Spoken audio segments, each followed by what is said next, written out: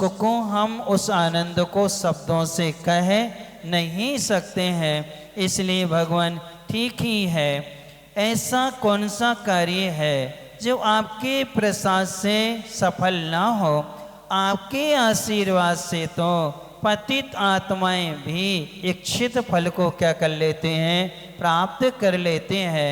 जैसे अंजन चोर था, कौन था, और वो वेश्यागामी भी था। वेश्या के लिए तो राजा के यहाँ से हार चुरा करके भागा था। वो चोर को वो हार किसको देना था। अब उसके लिए राजा के लोगों ने देख लिया। अब वो क्या करे, तो जो माली था वो तो उस मंत्र को पढ़ करके उन सीखों को काटने में असमर्थ था। उसको संदेह था कि यदि वचन झूठे निकले तो मैं क्या हो जाऊंगा, इन नुकीली भालों पे गिर के मैं मर जाऊंगा। और अंजन चोर ने क्या किया, उसने सुना और कहने लगे ठीक है, अब राजा जी पकड़ेगा, दंड तो मिल रही है, मृत्यु दंड मिलेगा, इसलिए अपन इसकी बात को मान लेते हैं। और उसके विश्वास था कि जो सेठ हैं अकृत्रिम चैत्यालों की वंदना करने जाते हैं, वो सेठ कभी झूठ नहीं बोलते हैं। उन्होंने कहा मंत्र उसने बता दिया, लेकिन भूल गया। वो ऊपर चढ़ के जब उसमें बैठा उस टोकनी सीके वाली में, तो मंत्र भूल गया। उसने संकल्प कर लिया, हे भगवान मैं कुछ नहीं जानता, इतना पक्का है सेठ कभी झूठ नहीं बोलता है। उसने जो कहा है, उसने जो विधि बताई है वो सत्य है, वो कभी झूठ नहीं बोलता। इतना किया और सारी रस्सी तलवार से क्या कर दी, काट दी। उसको विद्या क्या हो गई, सिद्ध हो गई। वो आश्चर्य में पड़ गया, कहने लगे विद्या हाथ जोड़ के बोलो क्या आज्ञा है। तो उसने कहा उन्हीं सेठ के पास ले चलो। किनके पास, अब वो पहुंच गया कुंडलवर द्वीप में। अकृत्रिम चैत्यालों के सेठ जी वंदना कर रहे थे, विद्या वहाँ ले गई। सेठ जी ने दर्शन करने के बाद जब उसको देखा, अरे ये चोर यहाँ आ गए, यहाँ तो सब रत्नों की प्रतिमाएं हैं। तब उसने कहा संदेह मत करिए। साष्टांग उसने नमस्कार किया और नमस्कार करके सारी बात बताई। तब सेठ जी से वही चोर स्वयं कहता है कि जिस मंत्र के प्रभाव से मुझे विद्या और इतने सुंदर जिनबिंबी का दर्शन करने मिला है, यदि हमारे लिए कोई ऐसा उपाय बताओ कि हम इन जैसे बन जाएं। क्या बन जाएं, इन जैसे बन जाएं। तो सेठ जी उसको मुनि महाराज के पास ले गए। महाराज ने उपदेश दिया, उसने दीक्षा ले ली और मुनि बन करके इतना ध्यान किया, उसी भाव में मोक्ष चला गया। कहाँ चला गया, केवल ज्ञान प्राप्त करके कहाँ चले गए हो, सिद्ध परमेष्ठी बने। और अपन क्या कहते हैं उसको, अभी भी अपन कहते चोर। जबकि उसने क्या किया, अपने मन को बदल लिया।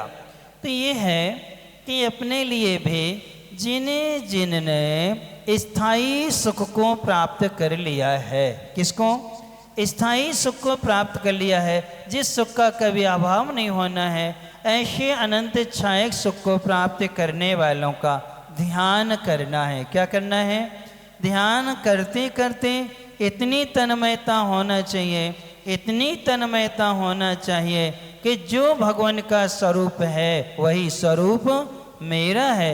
ऐसे तन्मयता से जो आनंद आता है वो शब्दों से कहा नहीं जाता है।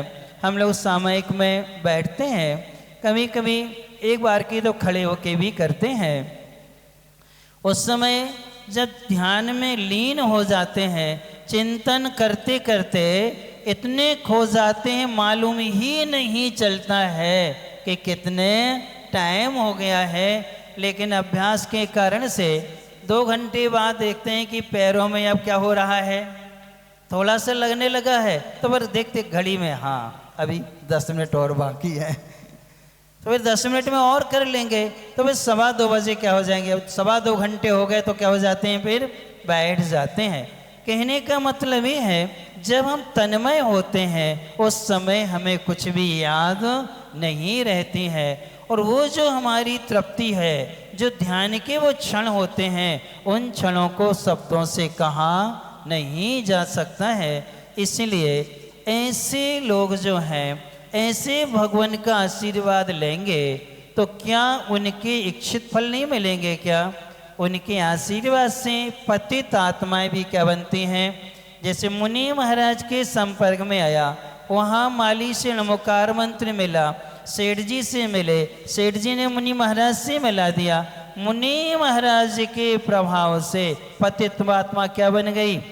पावन बन गई, वो सिद्ध परमात्मा बन गए। कौन?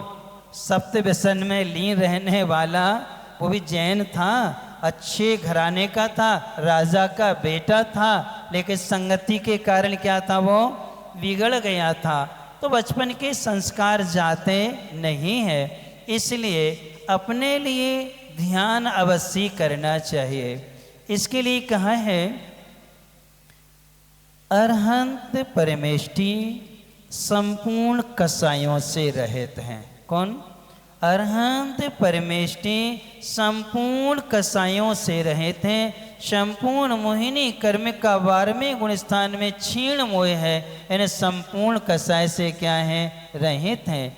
तो जब हम उनका ध्यान करें तो ध्यान करते समय आपको हम 3 विकल्प दे रहे हैं, एक दिन के लिए दे रहे हैं।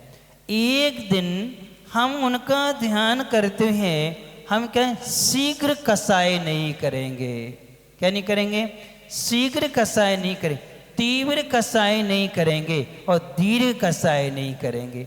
यानी एक दिन के लिए हम शीघ्र कसाय का, तीव्र कसाय का और दीर्घ कसाय का क्या करते हैं? त्याग करते हैं। कर सकते हो क्या?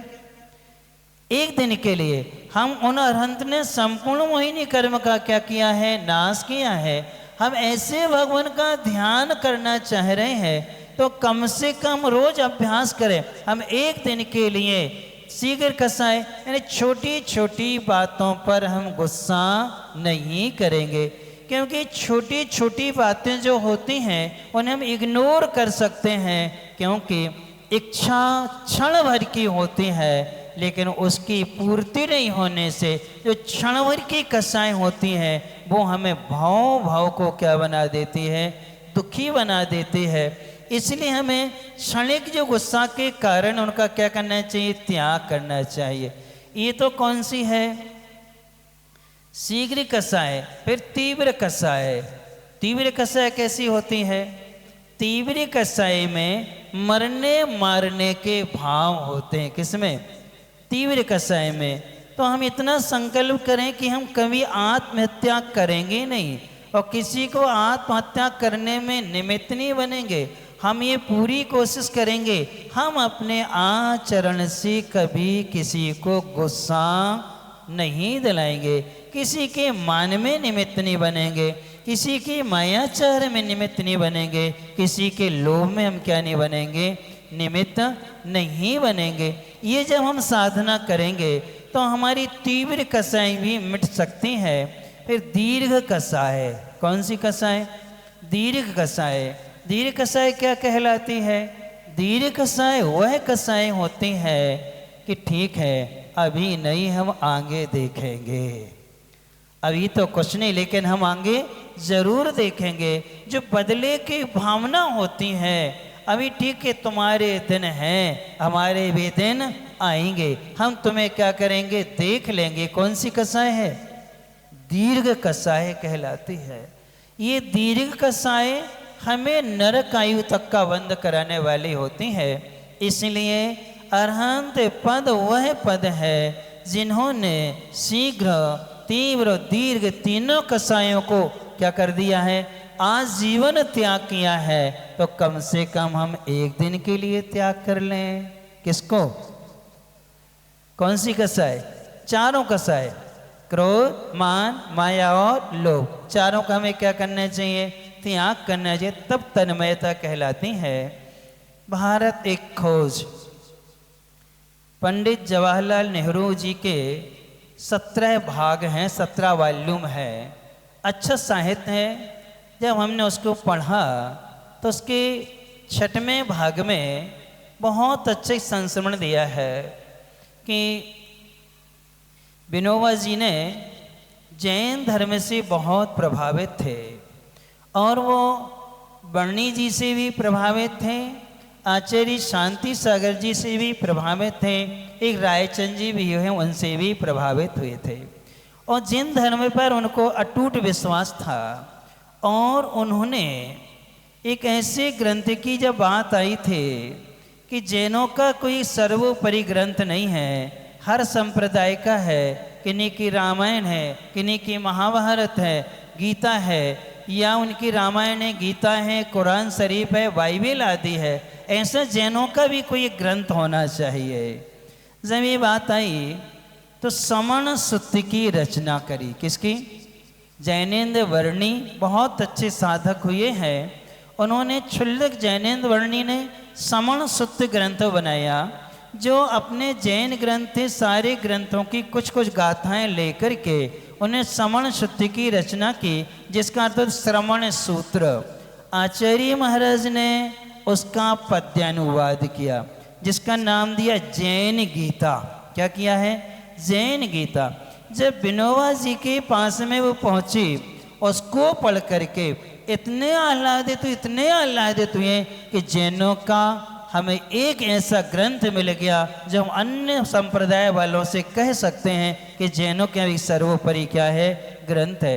उसको पढ़ कर के उन्होंने संलेखना व्रत ले लिया। क्या ले लिया? सब कुछ चारों प्रकार के आहार जल का क्या कर दिया? त्याग कर दिया। जब ये उन्होंने त्याग किया तो ये समाचार इंदिरा जी के पास पहुंचा कि बाबा जी कुछ भी ले नहीं रहे हैं, हॉस्पिटल में थे। तब इंदिरा जी की बहुत चहेती थी इंदिरा जी उनके लिए, क्योंकि विनोबा जी इंदिरा जी की कोई बात नहीं टालते, इंदिरा जी विनोबा जी की भी कोई बात टालती नहीं थे। उनमें इतना अच्छा स्नेह था, आदर सम्मान था। तो इंदिरा जी को पूर्ण विश्वास था कि बाबा जी हमारी बात क्या करेंगे? मानेंगे। जब वो आई और आकर के खड़े हुए, उन्होंने सब कुछ कहा। तब परिचय में कहा, देखो भारत देश के प्रधानमंत्री आपके सामने क्या है?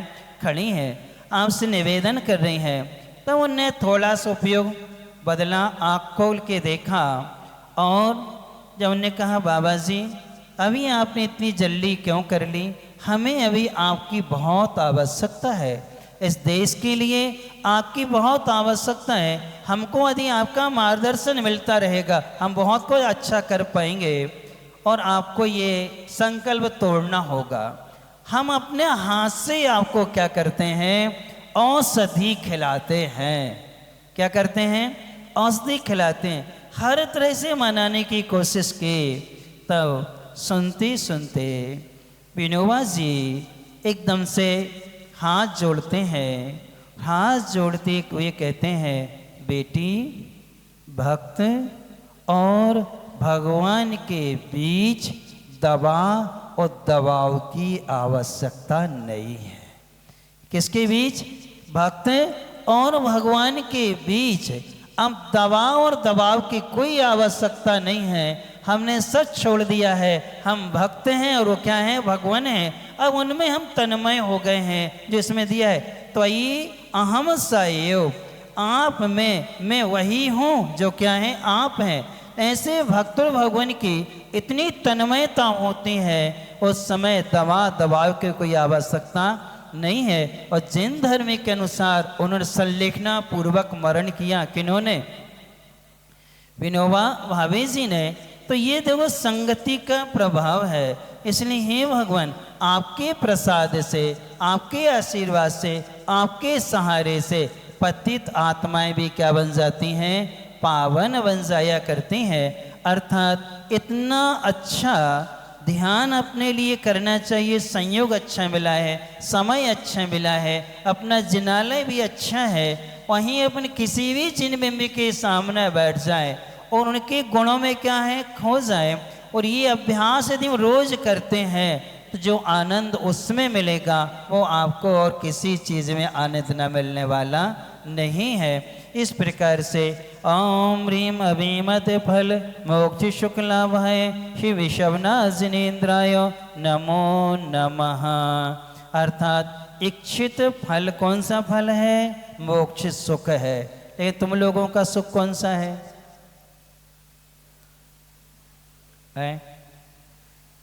तुम लोगों का इच्छित सुख हमें पता है क्या है? बस कैमरा सामने आ जाए इनका, यानी जितना शौक फोटो का तुम लोगों को है इतना शौक हमने कहीं नहीं देखा।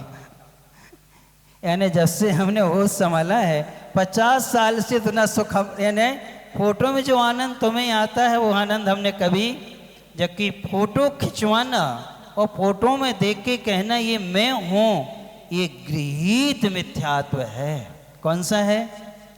यहाँ कहते हैं ना देहे जीव को एक गिने बहिरात्म तत्व।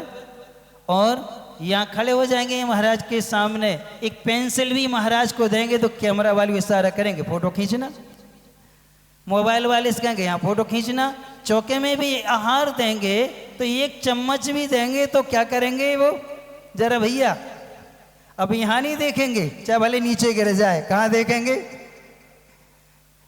तो ये क्या है? ये तन्मयता है क्या? ये अभिलक्षित फल है क्या? ये नहीं है। इस देह का तो हमें क्या करना है? त्याग करना है। ये हमारी देह जो है कैसी है? आदर के योग्य नहीं है। जब तक इसमें व्रत नहीं आएंगे तब तक ये आदर के योग्य नहीं बनती है। इसलिए अपन सबको इच्छित फल यदि कोई है तो वह मोक्ष फल है। उसको पाने के लिए ही भगवान हमें आपका आशीर्वाद चाहिए। और आप लोग काय का आशीर्वाद मांगते हो हमसे? सही में यहाँ इतने दिन हो गए, यानी कि यहाँ रहते रहते 87 दिन हो गए। हाँ, वो घंटे भी हो गए, हम तो मिनट भी बता देंगे। इतने दिनों में एक भी श्रावक नहीं मिला हमारे लिए जिसने ये कहा हो महाराज जी 2 प्रतिमाओं के व्रत हम कैसे पालन करें, हम कैसे व्रती श्रावक बने, हम कैसे घर में रह करके पाप कर्म से बचें, हम कैसे दुख से बचें, हम कैसे गृहस्थी से निकल करके आत्म सुख को क्या कर सकें, पा सकें, हम कैसे सीता जी जैसे द्रौपदी जैसी संलेखना करके स्त्री वेद का हम कैसे कर सकते हैं। जा तो कोई ने नहीं पूछी आज तक। बस जगत महाराज जी ये को आशीर्वाद दे दो, इसका आशीर्वाद दे दो, उसकी परीक्षा है, उसकी नौकरी है, उसका विवाह होना है, उनकी दुकान खुलना है, उनकी गाड़ी आना है, उनका व्यापार, इसका क्या दे दो। और हम का होने अपने कल्याण के लिए हम कभी नहीं मांगते हैं। तो भगवान के प्रसाद से ये पक्का है जिन जिन चीज़ों को महाराज जी ने या भगवान ने त्याग किया है उनसे तुम कितना मांगो मिलने ही नहीं है।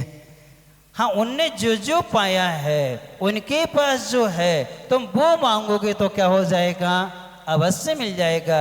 ऐसी तन्मयता अपन को क्या इसमें रखना चाहिए। अब अपन चलते हैं कहानी की ओर कि वहाँ पर विद्याधर की जो रानी थे मणिप्रभा, जिसने रूप परावर्तनी विद्या, रत्न प्रभा ने अदृश्य करने, विद्युत प्रभा ने पर विद्या छेदनी दी थी और रवि प्रभा ने सतकंजर वल्ली नाम की विद्याएं दी थी।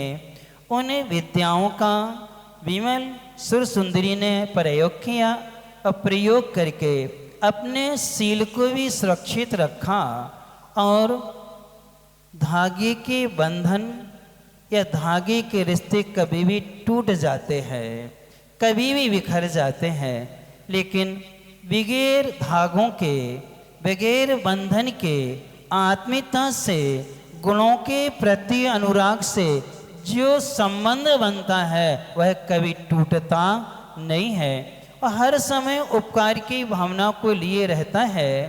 इसी प्रकार से वो विद्याएं काम में आई और आज विमल यश को राज्य मिल गया। क्या मिल गया? राज्य मिल गया और वह राजा बन गया। और राजा गुणपाल जी ने कहा आज से राज्य तुम्हारा है, तुम्हें ही संभालना है, हमारा कोई बेटा तो है नहीं है, एक बेटी है और उसका विवाह तुम्हारे साथ में हम घोषणा कर ही चुके हैं। तब विमलियस राज्य को पाके बड़ा खुश हो जाता है कि देखो मुनि महाराज के आज वचन सत्य हो गए। यक्षी द्वीप में नमोकार मंत्र के प्रभाव से जो नरभक्षी यक्ष था वो धर्मात्मा पितातुल्य बन गया था। और रत्नजटी विद्याधर के नगर में जब मैंने मुनि महाराज को आहार दिया था, आहारचर्या कराई थे, उस समय महाराज ने कहा था तुम्हें तुम्हारा पति शीघ्र मिल जाएगा और तुम्हें राज्य भी मिलेगा, तुम्हारे सारे मनोरथ क्या होंगे, पूर्ण होंगे। तो इस प्रकार से बड़ा खुश था। अब राजा ने कहा तुम्हारा विवाह गुणमंजरी से होगा। राज पुरोहित को बुलवाया और बुलवा करके शुभ मुहूर्त शुभ लग्न में विवाह की सारी तैयारियां हो गई। अब हिमालयस ने सोचा ये क्या करूं मैं, यदि मैं सत्य बात को अभी बताता हूं तो मैं अमर को कभी नहीं पा पाऊंगा, यानी मैं अपने पति की खोज कभी नहीं कर पाऊंगा और राजा जी को इसका बड़ा धक्का लगेगा। क्या लगेगा? धक्का लगेगा कि तुमने बहुत बड़ा क्या किया है, धोखा दिया है। अब क्या करें? सोच लेता है जहाँ आपस में विश्वास होता है वहाँ पर कोई भी कार्य कठिन नहीं होता है। विमलेश ने संकल्प किया है कि चलो राज आज्ञा हुई है, यदि विवाह होता है मैं विवाह जरूर करूँगा, लेकिन मैं तो स्त्री हूँ, ये कब तक छल चलेगा। परंतु सोच लिया हम अमर मिलेंगे, महाराज के वचन झूठे नहीं होते हैं और मैं अमर को सारा रहस्य बता करके हम अमर को तैयार कर लेंगे। तुम इससे क्या कर लो, विवाह कर लो और जब लक्ष्य की प्राप्ति होगी मैं राजा जी को सबको क्या करेंगे, मैं सब कुछ सच बता देंगे, तो किसी को विकल्प भी नहीं होगा। ये सोच करके उसने विवाह कर लिया। बहुत अच्छे मुहूर्त में जो विवाह होता है, आगम में विवाह की विधि ये है कि उसमें 7 फेरे आदि जो होते हैं सारी की सारी प्रक्रिया दिन में होती है और वर और वधू दोनों के लिए उपवास रखना होता है। क्या रखना होता है? उपवास होता है और वह उपवास ब्रह्मचर्य पूर्वक होता है। कैसा होता है? ब्रह्मचर्य पूर्वक। भले विवाह हो रहा है लेकिन ब्रह्मचर्य पूर्वक क्या होता है? उपवास हो जाए, चक्रवर्ती विवाह कहते हैं, अभी लोग करने लगे हैं। पूज्य आचार्य ज्ञान सागर जी महाराज ने जैन विवाह पद्धति नाम की पुस्तक लिखी थी, जो पंडित भूरामल जी थे उस समय उन्होंने क्या लिखी? जैन विवाह पद्धति, जैनों का विवाह कैसे होना चाहिए, सारा तरीका उसमें दिया है। सांगानेर के बहुत से विद्वान उस विधि से यह विवाह कराने लगे हैं और अब चक्रवर्ती विवाह क्या हैं, होने लगे हैं। तो वही विवाह विमल यश ने किया। वहाँ गुणमंजरी का भी उपवास था, विमल यश का भी उपवास था, दोनों का विवाह हुआ और दोनों ने जोड़े से मिलकर के महानुष्ठान पूर्वक शांतिनाथ भगवान का विधान किया। विधान करने के बाद में 3 दिन तीर्थ यात्रा का नियम होता है। कितने दिन? 3 दिन तक तीर्थ यात्रा करते हैं। विमल यश और गुणमंजरी ये दोनों मिलकर के तीर्थ वंदना के लिए जाते हैं। तीर्थ वंदना पूरी संपन्न करके आते हैं, आपस में बैठ कर के चर्चा करते हैं। चर्चा करते हुए गुणमंजरी ने विमल यश का हाथ पकड़ना चाहा। किसने? अब वैवाहिक संबंध तो बन ही गए हैं, अब कोई दिक्कत नहीं, बैठे थे, अकेले थे कक्ष में। उन्होंने राग के वशीभूत होकर के विमल यश का हाथ पे ऐसे हाथ रखा।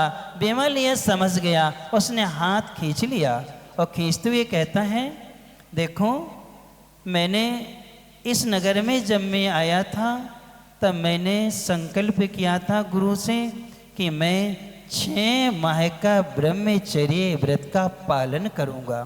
इसलिए ये तो राजा जी की आज्ञा थी और आज्ञा के कारण से मैंने विवाह संपन्न कर लिया है, लेकिन ये तो अपनी एक दूसरे की अंतरंग के भाव है और शरीर के प्रति आकर्षण विवाह नहीं कहलाता है।